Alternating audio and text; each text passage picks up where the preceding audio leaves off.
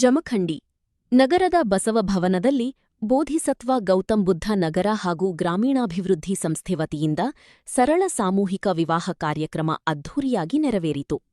ಈ ಕಾರ್ಯಕ್ರಮದಲ್ಲಿ ಸುಮಾರು 12 ಜೋಡಿಗಳು ವೈವಾಹಿಕ ಜೀವನಕ್ಕೆ ಕಾಲಿಟ್ಟರು. ಕಾರ್ಯಕ್ರಮಕ್ಕೆ ದಿವ್ಯ ಸಾನ್ನಿಧ್ಯವಾಗಿ ಪೂಜ್ಯ ಜ್ಞಾನಜ್ಯೋತಿ ಬಂತೀಜಿ, ನೆರ್ಲಿ, ಹುಕ್ಕೇರಿ ತಾಲೂಕು, ಪೂಜ್ಯ ಧಮ್ಮಪಾಲ ಬಂತೀಜಿ, ನವನಗರ ಎಪಿಎಂಸಿ ಬಾಗಲಕೋಟೆ, ಪೂಜ್ಯ ಶ್ರೀ ವಿಜಯ ಮಹಾಂತೇಶ್ವರ ಶ್ರೀ ಮಹಾಂತಮಠ ಮರೆಗುದ್ದಿ ಹಾಗೂ ಪೂಜ್ಯ ಸಾಸಾ ಪ್ರಭುಜಿ ಮಹಾರಾಜರು, ಶ್ರೀ ಸಂಗಮೇಶ್ವರ ಮಠ ಹಿಪ್ಪರಗಿ ಆಶೀರ್ವಚನ ನೀಡಿದರು. ಕಾರ್ಯಕ್ರಮವನ್ನು ಜಮಖಂಡಿ ಶಾಸಕರಾದ ಆಯುಷ್ಮಾನ್ ನಾಡೋಜ್ ಜಗದೀಶ್ ಗುಡಗುಂಟಿ ಉದ್ಘಾಟಿಸಿದರು. ಕಾರ್ಯಕ್ರಮದ ಅಧ್ಯಕ್ಷತೆಯನ್ನು ಸಂಸ್ಥಾಪಕ ಅಧ್ಯಕ್ಷರಾದ ಆಯುಷ್ಮಾನ್ ಪರಶುರಾಮ್ ಕಾಂಬ್ಳೆ ವಹಿಸಿದ್ದರು. ಪ್ರಾಸ್ತಾವಿಕ ಭಾಷಣವನ್ನು ಕಾರ್ಯದರ್ಶಿ ಬಸವರಾಜ್ ದೊಡ್ಡಮನಿ ಮಂಡಿಸಿದರು. ಮುಖ್ಯ ಅತಿಥಿಗಳಾಗಿ ಹಿರಿಯ ನ್ಯಾಯವಾದಿ ಎಪಿ ಕುಲಕರ್ಣಿ, ಕಾಂಗ್ರೆಸ್ ಪಕ್ಷದ ಹಿರಿಯ ಮುಖಂಡ ಮುತ್ತಣ್ಣ ಹಿಪ್ಪರಗಿ, ಟಿಎಪಿಸಿಎಂಎಸ್ ಮಾಜಿ ಅಧ್ಯಕ್ಷ ಯಗಪ್ಪ ಸವದಿ, ಜಿಲ್ಲಾ ಪಂಚಾಯತ್ ಮಾಜಿ ಉಪಾಧ್ಯಕ್ಷ ಸುಶೀಲ್ಕುಮಾರ್ ಬೆಳಗಲಿ, ಬಸವಕೇಂದ್ರ ಅಧ್ಯಕ್ಷ ರವಿ ಯಡಹಳ್ಳಿ, ಛಲವಾದಿ ಮಹಾಸಭಾ ಅಧ್ಯಕ್ಷ ಶಶಿಕಾಂತ್ ದೊಡ್ಡಮನಿ ಸೇರಿದಂತೆ ಅನೇಕ ಗಣ್ಯರು ಉಪಸ್ಥಿತರಿದ್ದರು. ಇದೇ ವೇಳೆ ರವಿ ಕಾಂಬ್ಳಿ, ಸುಂದರ್ ಮಿಸಿ, ರವಿ ಕವಳಿ ಹಾಗೂ ಸಂಘದ ಹಿತೈಷಿಗಳಾದ ಕಲ್ಲಪ್ಪ ಆರ್ ಕಾಂಬ್ಳಿ, ಕೃಷ್ಣಪ್ಪ ಕಲ್ಲೇಕನವರ್, ಯಾಸಿನ ಲೋದಿ ಮತ್ತು ಸಂಸ್ಥೆಯ ಪದಾಧಿಕಾರಿಗಳಾದ ಅಡಿವೆಪ್ಪ ಮಾದರ್, ಸದಾಶಿವ ಐನಾಪುರ್, ಅಶೋಕ್ ಹರಿಜನ್, ಅಪ್ಪಸಿ ಕಾಂಬ್ಳೆ, ಇನ್ನೂ ಹಲವು ಪದಾಧಿಕಾರಿಗಳು, ಮಹಿಳೆಯರು, ಯುವಕರು ಹಾಗೂ ದಲಿತ ಮುಖಂಡರ ಸಕ್ರಿಯ ಭಾಗವಹಿಸುವಿಕೆಯಿಂದ ಕಾರ್ಯಕ್ರಮ ಯಶಸ್ವಿಯಾಗಿ ನಡೆಯಿತು. ಸರಳ ಸಾಮೂಹಿಕ ವಿವಾಹದ ಮೂಲಕ ಸಮಾಜದಲ್ಲಿ ಸಮಾನತೆ, ಸೌಹಾರ್ದತೆ ಮತ್ತು ಅರ್ಥಸಹಾಯದ ಮಹತ್ವವನ್ನು ಸಾರುವ ಈ ಕಾರ್ಯಕ್ರಮಕ್ಕೆ ಸಾರ್ವಜನಿಕರಿಂದ ಮೆಚ್ಚುಗೆ ವ್ಯಕ್ತವಾಯಿತು. ವರದಿ ರವಿ ದೊಡ್ಡಮನಿ, ಕರುನಾಡ ರತ್ನ ನ್ಯೂಸ್.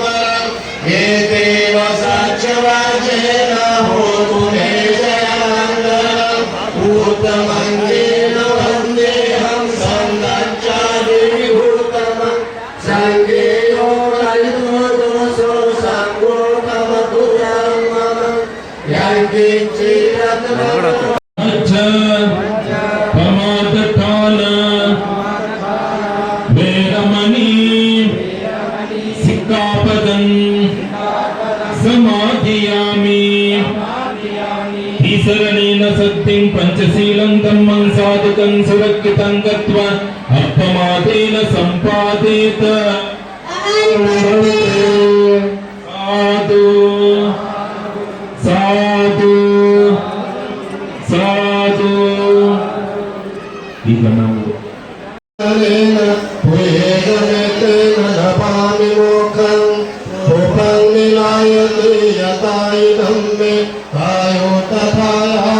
विनाशभावं धनसारप्रदीपेन दीपेन तमहंसिना तिलोकदीपं संवृतं पूजयामि तमोनुदं सुगन्धिका अनुत्तरो पुरुषधम्मसारथि सत्ता देवमनुसानं बुद्धो भगवते वज्रिकपर्यन्तं शरणं गच्छामि.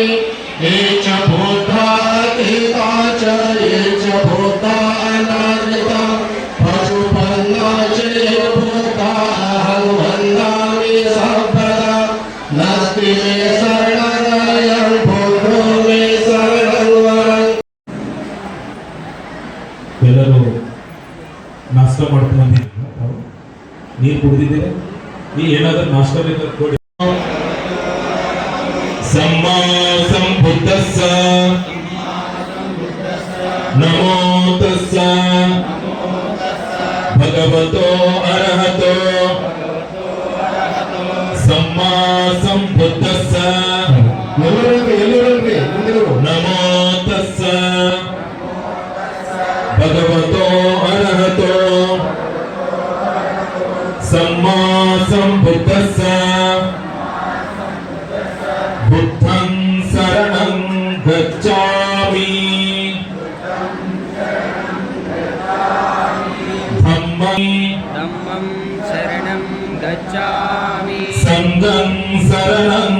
गच्छामि संगं शरणं गच्छामि द्वितीयंपि बुद्धं शरणं गच्छामि द्वितीयंपि संघं शरणं गच्छामि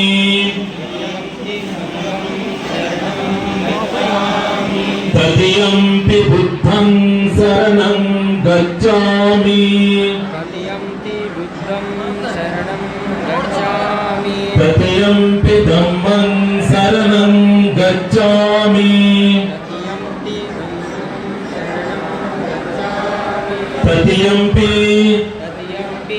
संघं शरणं गच्छामि पानातिपात वेरमणि सिक्खापदं समादियामि अदिन्नदान वेरमणि सिक्खापदं समादियामि कामेषु ಇಲ್ಲಿ ಬಂದಂತ ಎಲ್ಲ ವಧುವರರು ಸ್ಟೇಜ್ ಮೇಲೆ ಕೂತಿದ್ದೀರಿ, ಮಂಡಿ ಮೇಲೆ ಕೂತ್ಕೋಬೇಕು, ಕೈ ಜೋಡಿಸಿ. ಯಾರಾದರೂ ಉಪಾಸಕರಿದ್ದಾರೆ ಲಗ್ನ ಮತ್ತೆ ಯಾರ ಬೌದ್ಧಧರ್ಮದ ಉಪಾಸಕ ಎಲ್ಲರ ತಲೆಯನ್ನು ತಗ್ಗಿಸ್ಬೇಕು. ಅವ್ರು ಮಾಡ್ತಾರೆ ನೋಡಿ ಸೈಡಿಗೆ, ನೀವು ಅವರು ಮುಂದುಗಡೆ ಈ ಕಡೆ ಬನ್ನಿ.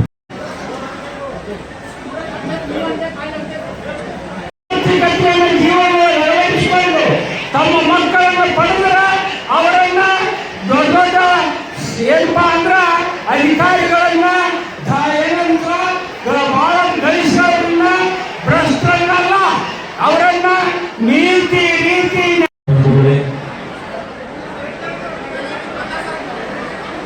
ಬೌದ್ಧ ಧರ್ಮದ ವಿಧಿಯ ಪ್ರಕಾರ ಮಂಗಲ ಪರಿಣಯವನ್ನು ನಾವು ಈಗ ಪ್ರಾರಂಭ ಮಾಡಲಿದ್ದೇವೆ.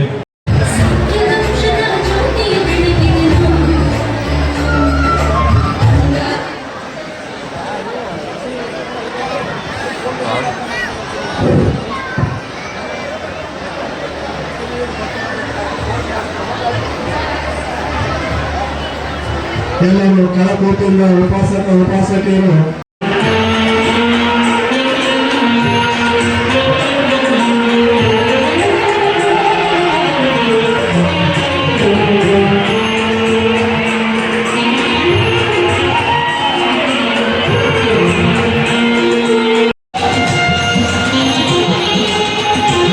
ಅಂಬೇಡ್ಕರ್ ಜಗಜ್ಯೋತಿ ಅಣ್ಣ ಬಸವಣ್ಣವರ ಒಂದು ಭಾವಚಿತ್ರಕ್ಕೆ ಪುಷ್ಪಾರ್ಚನೆ ಹಾಗೂ ಮಾಲಾರ್ಪಣೆ ಮಾಡುವುದರ ಮೂಲಕ ಅತಿಥಿ ಮಹೋದಯರು ಈ ವೇದಿಕೆ ಪೀಠಿಕೆ ಭಾರತದ ಜನತೆಯಾದ ನಾವು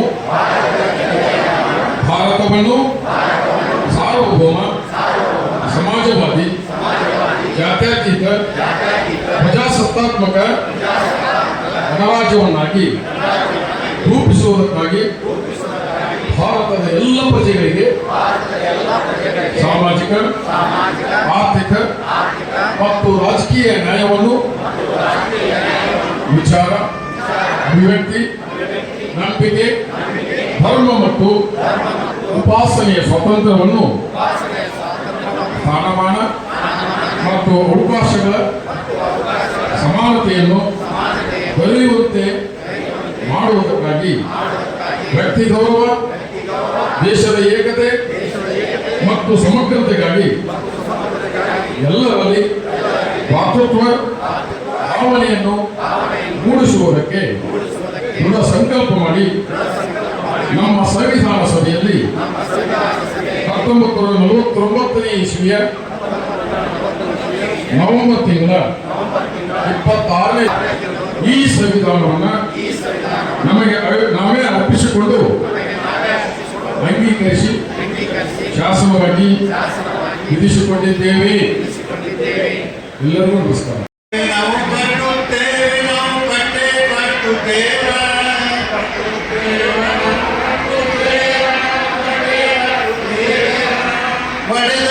ಕನಸುಗಳ ಕಂಡ ಕನಸುಗಳ ಕಟ್ಟೆ ಕಟ್ಟುತ್ತೇವ ನಾವು ಒಡೆದ ಮನಸ್ಸುಗಳ ಕಂಡ ಕನಸುಗಳ ಕಟ್ಟೆ ಕಟ್ಟುತ್ತೇವ ನಾವು ಕನಸ ಕಟ್ಟುತ್ತೇವ ನಾವು ಮನಸ್ಸ ಕಟ್ಟುತ್ತೇವ ಕಟ್ಟುತ್ತೇವ ನಾವು ಕಟ್ಟುತ್ತೇವ ನಾವು ಕಟ್ಟೆ ಕಟ್ಟುತ್ತೇವ ಒಡೆದ ಮನಸ್ಸುಗಳ ಕಂಡ ಕನಸುಗಳ ಕಟ್ಟೆ ಕಟ್ಟುತ್ತೇವ ನಾವು ಕನಸ ಕಟ್ಟುತ್ತೇವ ಮನಸ್ಸ ಕಟ್ಟುತ್ತೇವ ಗೋಳಿಲ್ಲದ ಗುಂಡಿಲ್ಲದ ಮಾಡ ಕಟ್ಟುತ್ತೇವ ಗೋಳಿಲ್ಲದ ಗುಂಡಿಲ್ಲದ ನಾಡ ಕಟ್ಟುತ್ತೇವ ಒಲೆ ಮನುಷ್ಯನ ಊರು ಮನಸ್ಸಿನ ಹಾಡ ಬರೆಯುತ್ತೇವ ಕಟ್ಟುತ್ತೇವ ನಾವು ಕಟ್ಟುತ್ತೇವ ನಾವು ಕಟ್ಟೆ ಕಟ್ಟುತ್ತೇವ ಒಡೆದ ಮನಸ್ಸುಗಳ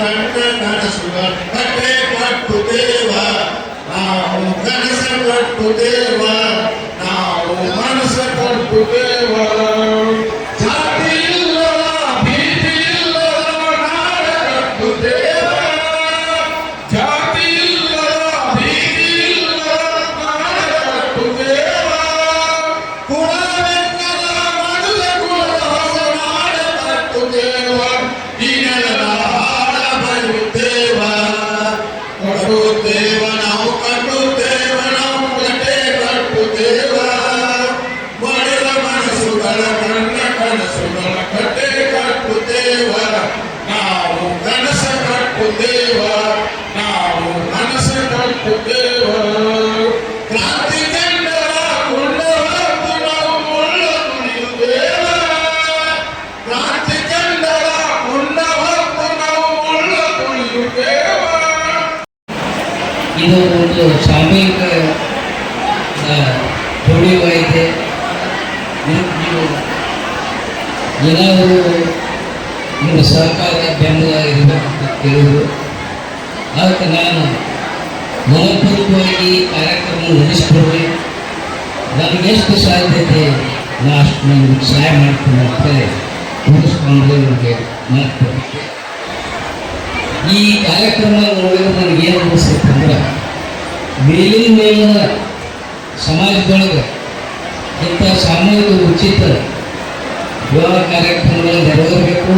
ಖರ್ಚು ಕಡಿಮೆ ಆಗ್ತೈತಿ. ಯಾವುದೋ ವೈಭವದಿಂದ ಮದುವೆ ಆಗೋದು ಅಂದ್ರೆ ಆ ನವಜೋಡಿಗಳ ಬದುಕಿಗೆ ಒಂದು ಆರ್ಥಿಕ ಸಹಾಯ ಆಗ್ತದೆ ಅಂತೇಳಿ ನನ್ನ ಅನಿಸಿಕೆ. ನನಗೆ ಮುಖ್ಯ ಅತಿಥಿಗಳಾಗಿ ಮಾತನಾಡಲು ಅವಕಾಶ ಕೊಟ್ಟಿದ್ದಕ್ಕಾಗಿ ಸಂಘಟಕರಿಗೆ ಅಭಿನಂದಿಸಿ ನನ್ನ ಫಸ್ಟ್ ಟೈಮ್ ನೋಡೋದು ಇದು ಎದುರಿಸುವ ಸಂಘಟನೆಗಾರರಿಗೆ ಭಾಳ ಧನ್ಯವಾದ ಹೇಳ್ತೀನಿ.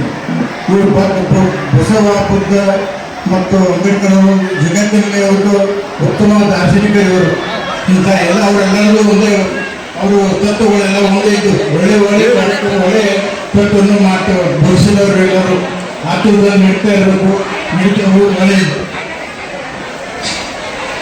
ಅಂಬೇಡ್ಕರ್ ಸಾಹೇಬರು ಮತ್ತು ಎಲ್ಲ ಮೂರು ಯಾರು ಒಂದೇ ಜಾತಿಗೆ ಸೀಮಿತವಿಲ್ಲ, ಎಲ್ಲರಿಗೂ ಸಮಾನರು, ಸಮಾನತೆಯನ್ನು ಬೋಧಿಸಿದ ಮಹಾನ್ ನಾಯಕರು ಎಲ್ಲರೂ. ಆದ್ದರಿಂದ ಅವರು ಬೋಧನೆ ಮಾಡಿದಂಗೆ ನಾವೆಲ್ಲ ನಡ್ಕೊಂಡು ಬಂದರೆ ನಮಗೆ ಒಳ್ಳೆಯದಾಗ್ತದೆ, ಜಗತ್ತಿಗೆ ಒಳ್ಳೆಯದಾಗ್ತದಂತೆ ನಂದು ವೈಯಕ್ತಿಕ ವಿಚಾರ.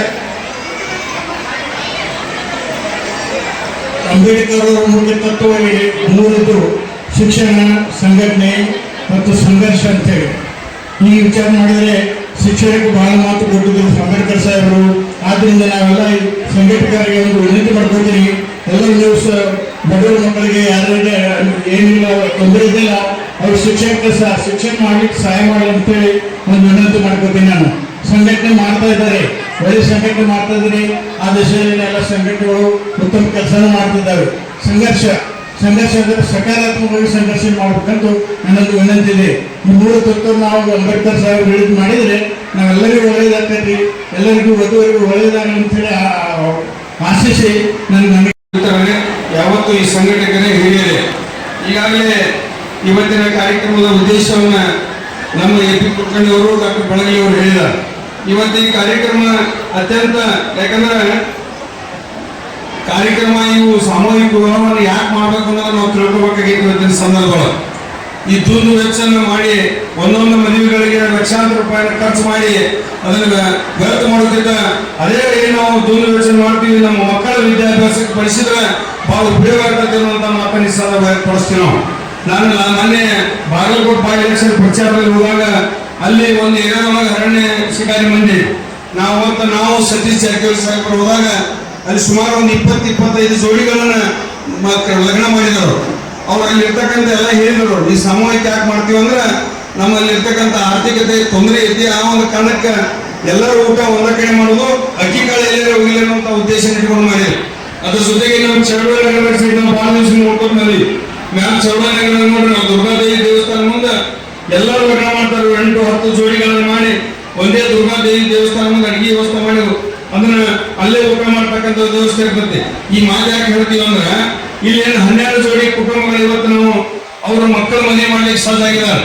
12 ಕುಟುಂಬ 12 ಜೋಡಿ ಅಂದ್ಕೊಳ್ಳಿ 24 ಜನ, 24 ಕುಟುಂಬ ಕೂಡಲಾಗ 12 ಜೋಡಿ ಮದುವೆ ಆಗ್ತದೆ.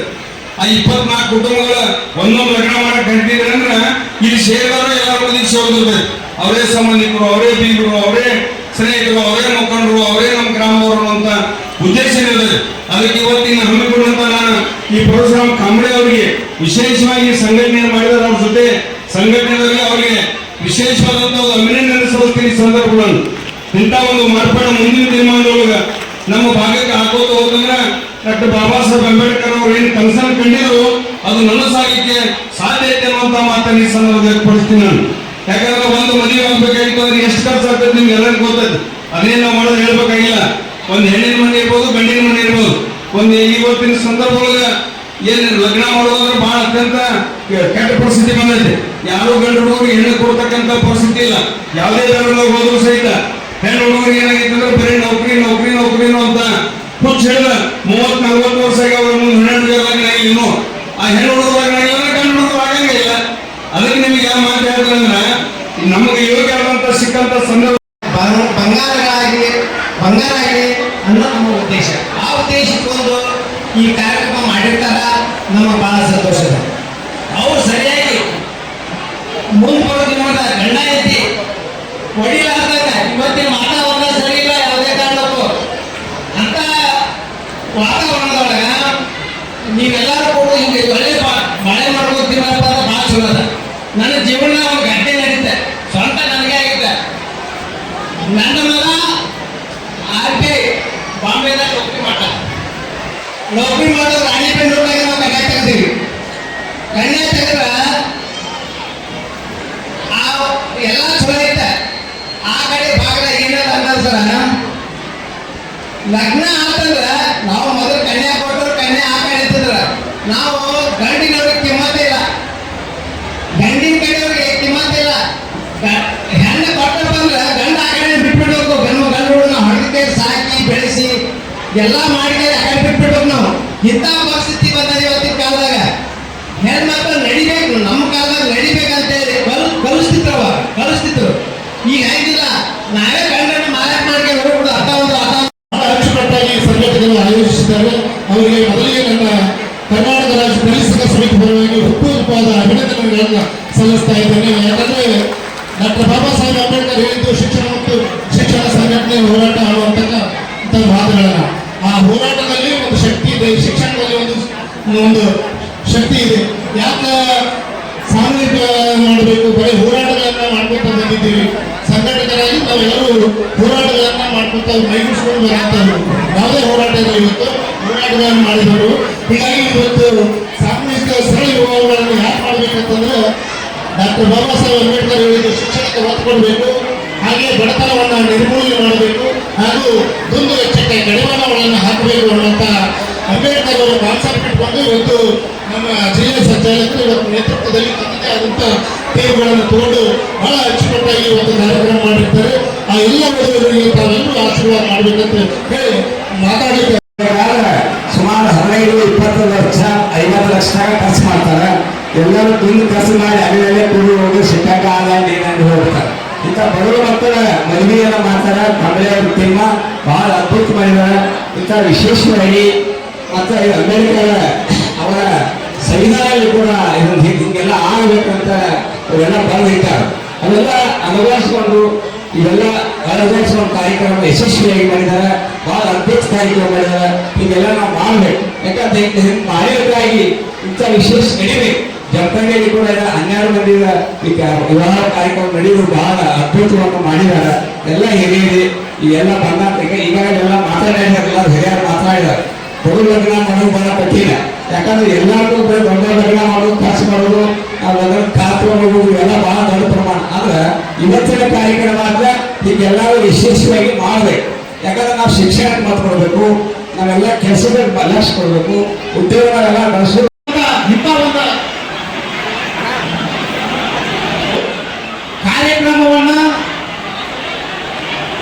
ಇಂಥ ಒಂದು ಕಾರ್ಯಕ್ರಮನ ಆಯೋಜನೆ ಪ್ರತಿ ವರ್ಷವೂ ಮಾಡ್ಬೇಕಂತ ಒಂದು ನಿರ್ಧಾರ ಮಾಡ್ಯಾರ.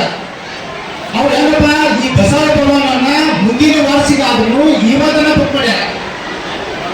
ಇದು ಏನು ತೋರಿಸ್ಕೊಡೋದಪ್ಪ ಅಂದ್ರ ಅವ್ರ ಒಳಗಿರುವ ಸಾಮಾಜಿಕ ಕಳಕಳಿಯನ್ನು ತೋರಿಸ್ಕೊಡ್ಬೇಕು. ಮುಂದಿನ ಸಲ ಆದ್ರೂ ನೀವು ನಿಮ್ಮ ಯಾವ ರಿಲೇಟಿವ್ ಆಗಲಿ, ಮಕ್ಕಳಾಗಲಿ, ಮಕ್ಕಳಾಗಲಿ, ಯಾರಾಗಲಿ ನೀವು ಪ್ರತಿ ವರ್ಷ ಮೇ 5ನೇ ತಾರೀಕ ಈ ಒಂದು ಸಾಮೂಹಿಕ ವಿವಾಹನ ಇದೇ ಬಸವ ಭವನದಲ್ಲಿ ಹಮ್ಮಿಕೊಳ್ಬೇಕಂತ ಒಂದು ದೃಢ ನಿರ್ಧಾರವನ್ನ ಈ ಸಂಸ್ಥೆಗಳು ಮಾಡ್ಯಾರ. ಸಂಸ್ಥೆದಾಗ ಒಂದು ವರ್ಷ ಅಡ್ವಾನ್ಸ್ನ ಈ ಬುಕ್ಕನ್ನ ಈ ಹಾರನ್ನ ಬುಕ್ ಮಾಡೋದು ಒಂದು ನಿರ್ಧಾರ ಮಾಡ್ಯಾರ. ಇವು ಒಂದು ಕಾಳಜಿ ನಾವು ಯಾಕಪ್ಪ ಅಂದ್ರೆ ಈ ಒಂದು ಮದುವೆ ಮಾಡಬೇಕಾದ್ರೆ ನಾವು ಸಾಮಾನ್ಯ 15 ರಿಂದ 20 ಲಕ್ಷ ಕಳ್ಕೊಳ್ಬೇಕು. ಅದನ್ನು ನಾವು ಯಾಕೆ ಮಾಡ್ಬೇಕಪ್ಪ ಅಂದ್ರೆ ನಮ್ಮ ಆಜು ಬಾಜು ಮನಿದವ್ರು ಮಾಡ್ಯಾವ, ಮನಿ ಆಟ ಮಗಳು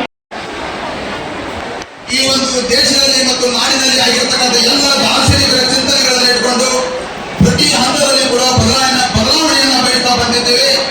ಸ್ವತಂತ್ರ ನಂತರದಲ್ಲಿ ಡಾಕ್ಟರ್ ಬಾಬಾ ಸಾಹೇಬ್ ಅಂಬೇಡ್ಕರ್ ಅವರ ಒಂದು ಚಿಂತನೆಯಲ್ಲಿ, ಬಸವಣ್ಣ ಅವರ ಒಂದು ಚಿಂತನೆಯಲ್ಲಿ, ಒಂದು ಬುದ್ಧರ ಒಂದು ಚಿಂತನೆಯಲ್ಲಿ ರಚನೆಯಾಗಿರ್ತಕ್ಕಂಥ ಸಂವಿಧಾನದ ಅಡಿಯಲ್ಲಿ ನಾವೆಲ್ಲರೂ ಕೂಡ ಶಿಕ್ಷಣವನ್ನು ಪಡೆದುಕೊಂಡು ಸಂಘಟನೆಯನ್ನು ಮಾಡಿಕೊಂಡು ಹೋರಾಟಗಳನ್ನು ಮಾಡ್ತಾ ಪ್ರತಿಯೊಬ್ಬರು ಕೂಡ ಈ ಸಮಾಜದಲ್ಲಿ ಹಿಂದುಳಿದಿರತಕ್ಕಂಥ ಶೋಷಿತ ವರ್ಗ ಇರಬಹುದು, ಮಹಿಳೆಯರು ಇರಬಹುದು, ಅಬಲರಿರಬಹುದು, ಪ್ರತಿಯೊಂದು ವರ್ಗವೂ ಕೂಡ ಬಾಬಾ ಸಾಹೇಬ್ ಅಂಬೇಡ್ಕರ್ ಅವರ ಒಂದು ಸಂವಿಧಾನದ ಅಡಿಯಲ್ಲಿ ತಮ್ಮ ತಮ್ಮ ಹಕ್ಕುಗಳನ್ನು ಪಡೆದುಕೊಂಡು ನಾವು ಸಮಾಜ ಸುದೀರ್ಘವಾದಂಥ 75 ವರ್ಷಗಳನ್ನ ಗತಿಸಿ ಬಂದಿದ್ದೇವೆ. ಇಲ್ಲಿವರೆಗೂ ಕೂಡ ಈ ದೇಶದ ಮತ್ತು ಈ ನಾಡಿನ ಶೋಷಿತರು ಸಂವಿಧಾನದ ಅಡಿಯಲ್ಲಿ ಇರತಕ್ಕಂಥ ಮೂಲಭೂತ ಹಕ್ಕುಗಳು ಮತ್ತು ಕರ್ತವ್ಯಗಳು ಮತ್ತು ಪ್ರತಿಯೊಂದು ಚಿಂತನೆಯಲ್ಲಿ ನಾವೆಲ್ಲರೂ ಕೂಡ ಸಮಾಜದ ಮುಖ್ಯವಾಹಿನಿಗೆ ಬರಲಿಕ್ಕೆ ಪ್ರಯತ್ನ ಮಾಡ್ತಾ ಇದ್ದೀವಿ. ಅದರ ಒಂದು ಭಾಗವಾಗಿ ಬಾಬಾ ಸಾಹೇಬ್ ಅಂಬೇಡ್ಕರ್ ಅವರ ಸಂವಿಧಾನದ ಒಂದು ಚಿಂತನೆಯ ಭಾಗವಾಗಿ ನಾವು ಬೋಧಿಸತ್ವ ಗೌತಮ ಬುದ್ಧ ನಗರ ಹಾಗೂ ಗ್ರಾಮೀಣ ಅಭಿವೃದ್ಧಿ ಸಂಸ್ಥೆ ಅಡಿಯಲ್ಲಿ ಈ ಒಂದು ಸಾಮೂಹಿಕ ವಿವಾಹವನ್ನು ಏರ್ಪಡಿಸಿ ಈ ನಾಡಿನ ಎಲ್ಲ ಬಡವರು ಮತ್ತು ಶೋಷಿತರು ಆರ್ಥಿಕವಾಗಿ ಸದೃಢ ಹೊಂದಿ ತಮ್ಮ ತಮ್ಮ ಮಕ್ಕಳಿಗೆ ಶಿಕ್ಷಣವನ್ನು ಕಳಿಸಿ ಸಮಾಜದ ಮುಖ್ಯವಾಗಿ ಬರಬೇಕು ಅಂತ ಚಿಂತನೆ ಇಟ್ಕೊಂಡು ಈ ಕಾರ್ಯಕ್ರಮ ಮಾಡಿದ್ದೀವಿ. ಈ ಒಂದು ಕಾರ್ಯಕ್ರಮಕ್ಕೆ ಗಣ್ಯರು ಆಗಮಿಸಿ ಶುಭ ಹಾರೈಸಿ ತಮ್ಮ ಸಮಯವನ್ನು ಸಡಿಲುಗೊಳಿಸಿಕೊಂಡು ಈ ಕಾರ್ಯಕ್ರಮಕ್ಕೆ ಬಂದು ಆಗಮಿಸಿದ ಎಲ್ಲರಿಗೂ ಕೂಡ ಸಂಸ್ಥೆಯ ಪರವಾಗಿ ತುಂಬೂರಲ್ಲಿ ಅಭಿನಂದನೆಯನ್ನು ಸಲ್ಲಿಸಿ ಈಗ ಮುಂದೆ ಪೂಜ್ಯ ಬಂತೇಜಿಯವರು ಮತ್ತು ಪೂಜ್ಯ ಸ್ವಾಮೀಜಿಗಳು ನೂತನ ವಧುವರರಿಗೆ ಒಂದು ವಿವಾಹದ ಕಾರ್ಯಕ್ರಮವನ್ನು ನಡೆಸಿಕೊಡ್ತಾರೆ. ತಾವೆಲ್ಲರೂ ಕೂಡ ಆ ವಿವಾಹ ಕಾರ್ಯಕ್ರಮದಲ್ಲಿ ಪಾಲ್ಗೊಂಡು ಎಲ್ಲ ನೂತನ ವಧುವರರಿಗೆ ಆಶೀರ್ವದಿಸಿ ಅವರ ಮುಂದಿನ ಒಂದು ಬದುಕಿಗೆ ಕಾರಣೀಭೂತರಾಗಬೇಕಂತ ಹೇಳಿ